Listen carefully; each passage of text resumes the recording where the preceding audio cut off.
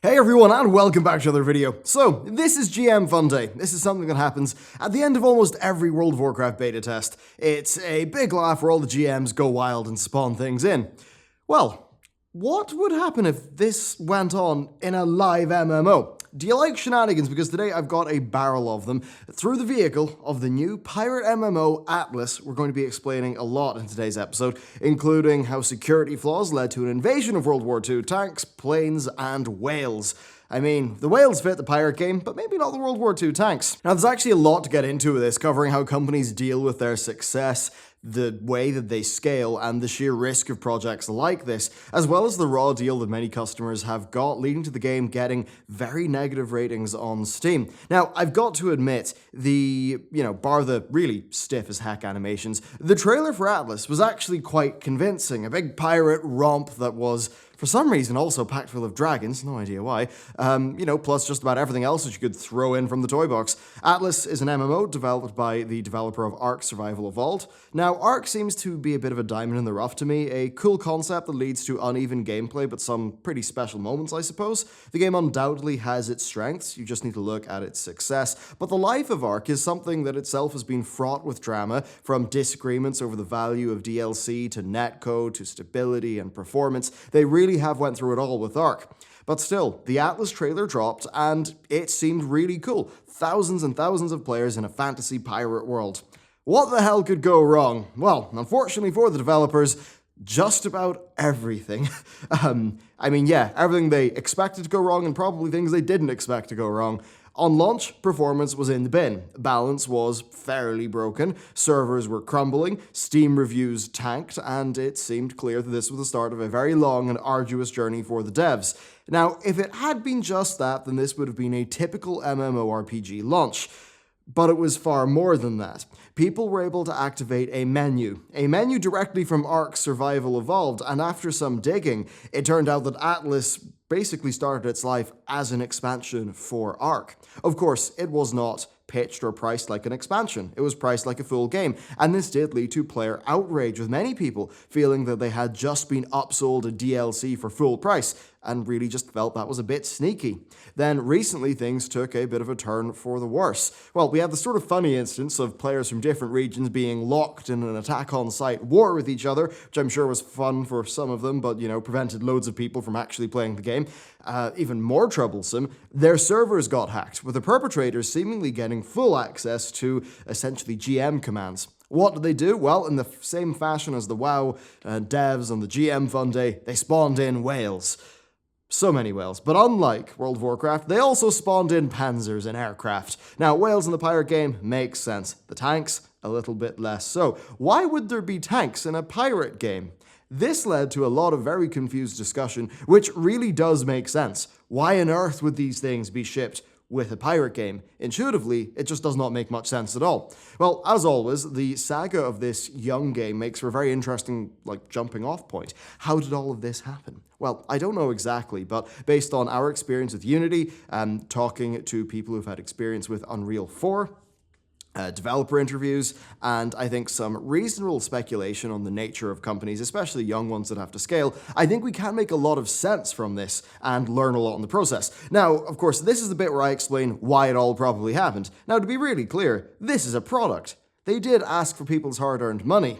So what happens is not an excusable thing, and they absolutely did wrong consumers. They deserve the ratings that they've got, and I'm explaining this because, well, it's interesting and it's worth knowing to be an informed consumer. I'm explaining these because they're interesting, not to make excuses. So, it's interesting to dive into, but when you're asking for people's money, you're also asking for their time, and that's the one thing that's the most valuable because you never get it back. So the most obvious thing, how did hackers get access? Because it's a pretty damn major flaw to have, especially if your game is being sold as an MMO. Well, in the case of Atlas, it's kind of interesting. We don't know exactly what their netcode solution is. We do know that back in 2015, one of the developers of Ark said that they were using the existing netcode solution of Unreal Engine 4 with their own minimal tweaks to make it work for their own purposes. Now, Grapeshot Games is actually a sister team of the Ark team, but they are all under the same company. And I think it's safe enough to say that this was a quick turnaround project and that the company might might not have had the most robust networking backend. Now, Ark is a game that's clearly quite easy to break into. After all, hacking in Ark is extremely rampant. Now, if Ark served as the basis for this game, then yeah, it would seem like for a lot of hackers, it could just be a matter of porting over their existing methods to the new game, maybe making some adjustments for whatever's different about Atlas, and really then just being able to have access to the servers. Now, all this is something that is really basically unheard of for traditional MMORPGs like WoW, SWTOR, ESO, and the rest of the pack. And it does make it clear that while big money is probably, definitely involved here, it still is a company that is young and is trying to go as fast as they can, seemingly at the expense of their internal processes, their structure, and, a bit of chaos. Now, many companies like Blizz, they can run and dedicate a big team to something like Battle.net.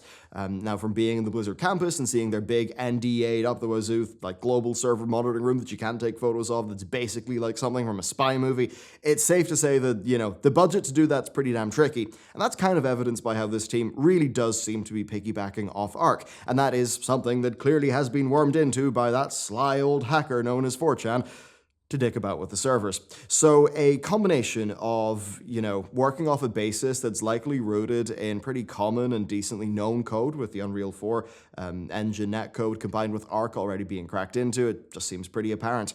Now, this really all does make people think about this game as it relates to Ark. So with that in mind, here's really what I think went down. I think they were working on a pirate DLC. And I think that they probably began to think that they were onto something pretty special and different from the core Ark experience. They probably then saw Sea of Thieves, which is extremely fun, but quite bare as an overall experience, and then importantly, between Sea of Thieves and the Ubisoft pirate game, it probably just seemed to them like pirates were in again. So, hey, perhaps they are. But anyway, they probably thought to themselves, this could just be another Ark DLC, or we could expand upon it. We could build out a massive world and make a new experience. So, work out how to, do all those player accounts and, some of that MMO backend stuff and make the whole package just be a bit tidied up and polished together as a new game experience. So yes, I think this probably did start as a DLC, but it clearly expanded into being a bit more than that. Now, this does bring up an interesting problem. Are you paying for an experience with a video game, or are you paying with software? If experience is the answer, then two different game experiences based off the same core technologies can both be at high prices. But if you're viewing it as software, then it does feel odd buying two highly similar bits of software for full price, especially when the second one is just an expansion of the first one, and especially when we're not talking about content-heavy games, we're kind of talking about system and world-heavy games. Nobody's drawing that previous comparison with Uncharted, 2 and 3. They clearly are the same core tech, but it's, they're big content games, whereas Ark is a systems game and Atlas is also a systems game. And really, this whole distinction, I think, is further proof that games operate in an interesting space. They are both an artistic experience, but they're also a technical software one. And I think that they run into many problems because of how, fast and sloppy, in this case, the Ark team, or the Grapeshot Games team seem to have been. At the end of the day, if it's a fresh new experience that's technically perfect, people will never notice that it's the same code base and assets as Ark. But if things begin to fall apart, then the cracks show, and that makes people not see it as a new experience, but as a quick cash grab and just as a piece of software. And, this comes up all the time with assets. Many people think that using assets is absurd and lazy, but, a lot of the people who think that, especially a lot of the pundits who think that, clearly don't know what they're talking about. Take Text Mesh Pro. That's a text rendering system that is from the Unity Assets store. Well, if I'm making Hearthstone, why would I bother writing my own text rendering engine if there's one off the shelf that works? Hell, the same you could even take for Havoc Physics or WI's Sound. Assets, as seen by developers, are usually plug-in systems that their team does not have the manpower to build. Things where it's just self-defeating to do it yourself because a group of developers have made it their job to create the ultimate version of that system that is designed to easily integrate with your project. Why write my own camera translation system when I can use the excellent Cine Machine in Unity, a plugin that was actually developed as a result of the most recent Homeworld game, Deserts of Karak? There's a bit of trivia for you. So the point in assets kind of applies to the Atlas situation. At the end of the day, the company likely has the same set of core technologies that they work with across their titles and, many assets that would work for both games. Ultimately, they are games of a similar art style. that reuse is just a smart allocation of resources for the company at the end of the day, and what creates the different gameplay experience for something like this is the systems. It's not sand textures. Therefore, it makes sense to focus dev time on the reason why people would play the game, which is the unique pirate fantasy. Now, in an ideal world, that all goes right and is fine. But where Grapeshot Games messed up the whole thing is in letting too many cracks invade the experience. It's like seeing behind the scenes at Disneyland where the illusion is ruined and players no longer see the experience. Instead, they see the machine behind it, and that draws in allegations of being a cheap asset flip. A lot of this stuff is actually in execution, and really, the devil is in the details, and execution is all about getting the details right. As for the World War II tanks, well, honestly, it just seems like someone threw the assets into the game, and for some reason they were just included in the final build, and they were just left there. Perhaps they maybe just grabbed a bunch of World War II assets from the Unreal store and had a few beers after work blasting boats with them, or maybe they were doing testing for another game. Maybe there's a tank game in the Ark universe, who knows? But once again, it's down to sloppy execution. Now, for the World of Warcraft players here, this is almost a bit similar to the Kultiran armor that appeared in Legion patch 7.3. Some dev in the team mistakenly just left that in the game files, a BFA item in a patch for Legion.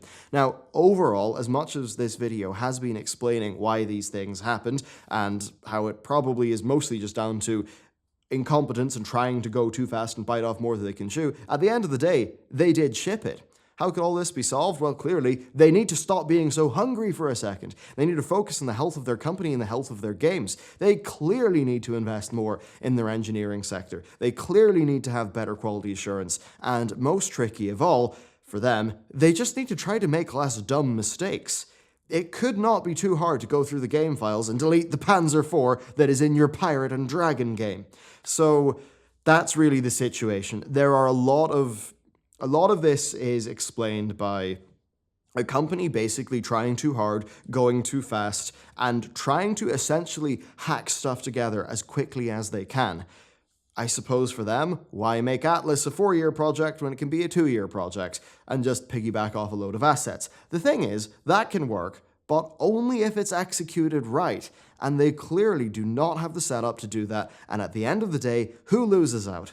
Customers. Thankfully, most of the purchases were done on Steam, and that means that Steam has pretty decent customer protections, allowing people to do refunds. It absolutely seems like this is a game where it's just a good thing that the refund system exists, because in many ways, to sell an experience like that is a shameful thing. So hopefully they fix it up. Hopefully that game is worth its ticket price at some point in the future, and it does seem like they are committed to fixing it up and making it better. But overall, it's a pretty damn insane situation, and it's not insane, it's just stupid that it happened. So yeah, there you go. I hope that kind of gave you a bit of an insight into how, basically, just how things can go so wrong, and the very thin line between success and failure, and how it really is just, can players see behind the scenes enough to stop seeing your game as an experience and to see it as a faulty piece of software? Because the second that happens, the immersion's broken, the experience is broken, and the reason why people have put their money into your game, that's gone. So, thank you very much for watching this video. Let me know what you think about this whole saga down below, especially if you have been there with Atlas from the start, and I suppose you're committed to giving it the old country try and seeing what it's like. Thanks for watching. I'll see you next time.